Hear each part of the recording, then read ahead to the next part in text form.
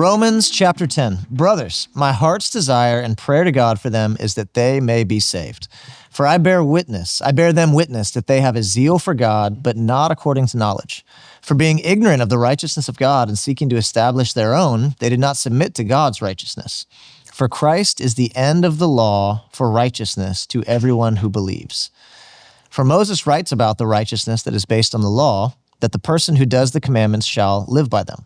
But the righteousness based on faith says, do not say in your heart, who will ascend to heaven, that is to bring Christ down, or who will descend into the abyss, that is to bring Christ up from the dead. But what does it say? The word is near you, in your mouth and in your heart. That is the word of faith that we proclaim.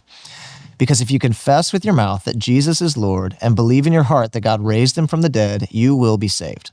For with the heart one believes and is justified, and with the mouth one confesses and is saved. For the scripture says, everyone who believes in him will not be put to shame. For there is no distinction between Jew and Greek, for the same Lord is Lord of all, bestowing his riches on all who call on him. For everyone who calls on the name of the Lord will be saved. How then will they call on him in whom they have not believed? And how are they to believe in him of whom they have never heard? And how are they to hear without someone preaching? And how are they to preach unless they are sent? As it is written, how beautiful are the feet of those who preach the good news.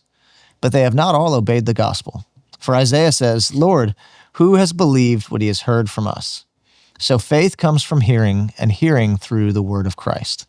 But I ask, have they not heard? Indeed they have, for their voice has gone out to all the earth, and their words to the ends of the world. But I ask, did Israel not understand?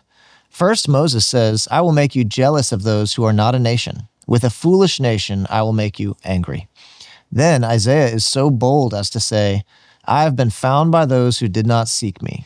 I have shown myself to those who did not ask for me.